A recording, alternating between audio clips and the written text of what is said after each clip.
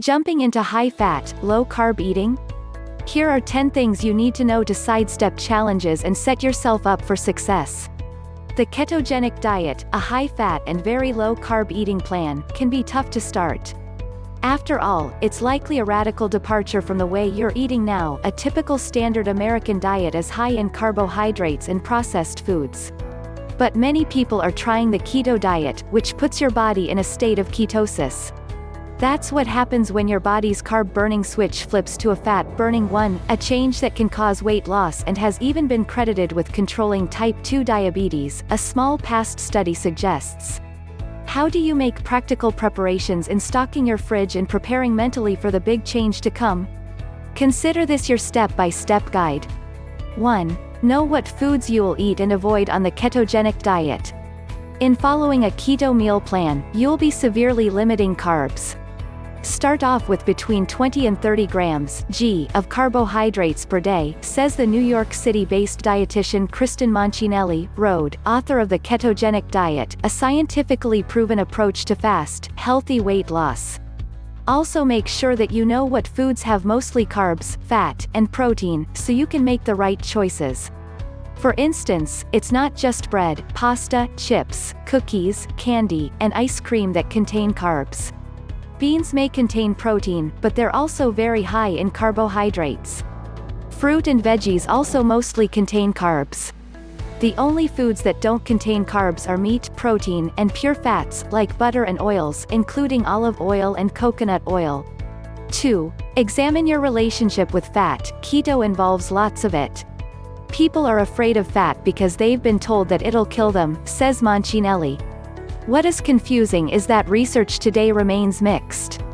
Some studies suggest that replacing saturated fat with polyunsaturated fat and avoiding unhealthy trans fat is important for mitigating heart disease risk, while others suggest that total fat and types of fat weren't associated with cardiovascular problems, according to an article published in June 2018 in BMJ. Deciding exactly how to eat then becomes confusing. What is helpful, the authors note, is to remember that food is more than a single nutrient, and it's the overall quality of the diet that counts. They do say that high-fat, low-carb diets still need more research to assess their long-term health benefits and risks.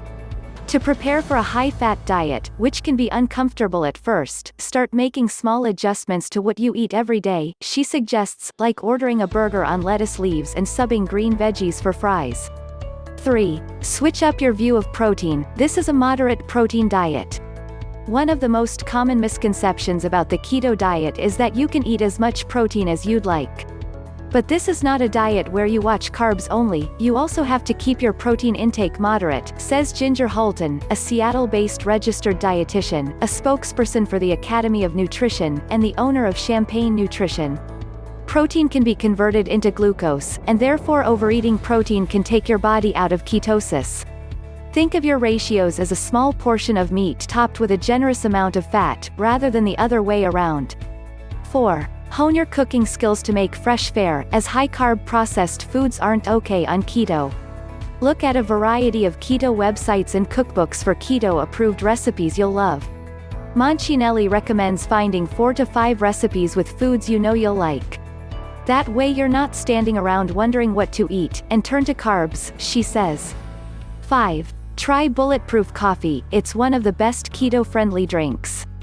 Made by mixing coconut oil and butter into your coffee, this drink will help keep your hunger at bay, giving you time to plan your next meal, advises Moncinelli.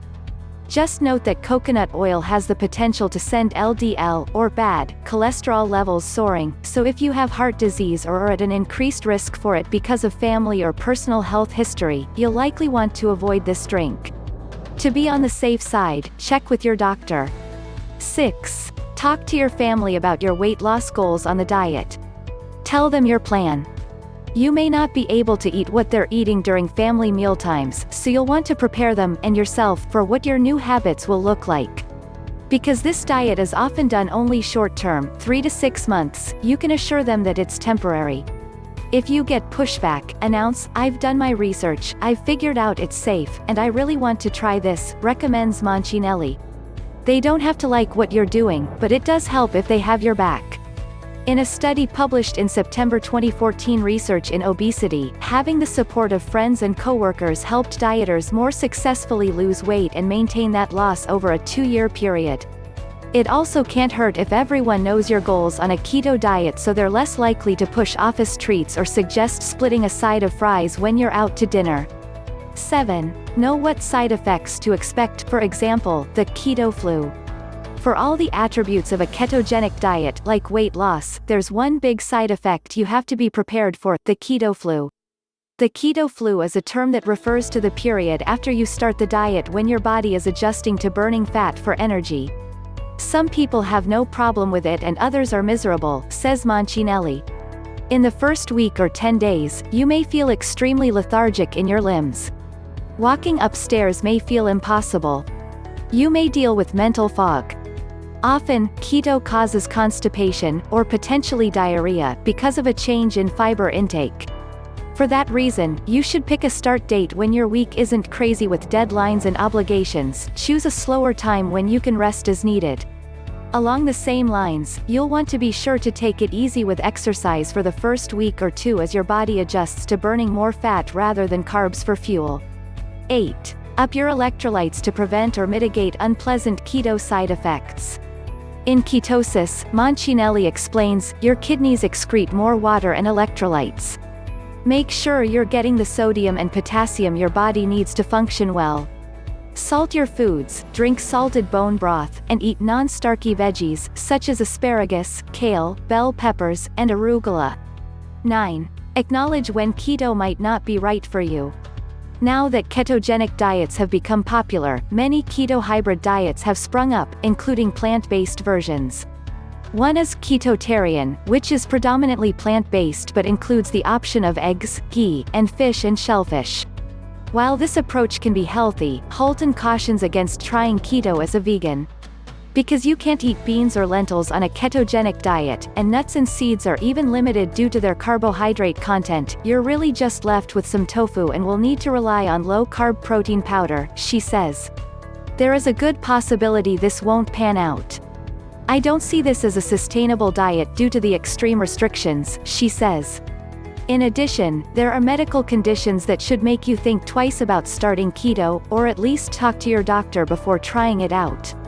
Those include people on insulin, as well as those on oral and non-insulin injectable medications for high blood sugar or high blood pressure, says Holton. Even struggling with GI issues may be a barrier to starting.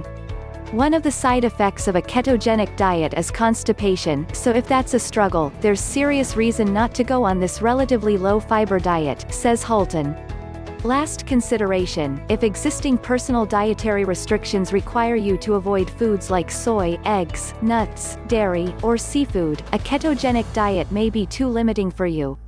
Coming from a place of elimination in an already restrictive diet can make it incredibly tough to follow, she says. 10. Have an after plan, because keto isn't meant to be a long-term weight loss solution. A keto diet is not a forever diet. It's designed to be short-term. While Moncinelli says that some people go on a keto diet a few times per year, others will use it to lose weight and change their eating habits. A whopping 46% of American adults still eat what's considered a poor diet in American Heart Association standards, notes a study published in June 2016 in JAMA, which was based on a survey of nearly 34,000 people. 5. For some people, going on a keto diet is an effort to change those poor habits, but there's the risk of falling back into your old ways once the diet is over. Don't go straight back to a standard American diet, because you'll likely lose any health benefits and regain the weight. Your ultimate goal should be to shift your diet to a healthier pattern that involves eating less bread, less pasta, less flour, and less sugar, as well as more non-starchy veggies, she says. Think about what that will look like for you once the keto diet is over. How will you use this temporary diet as a springboard to bettering your long-term health?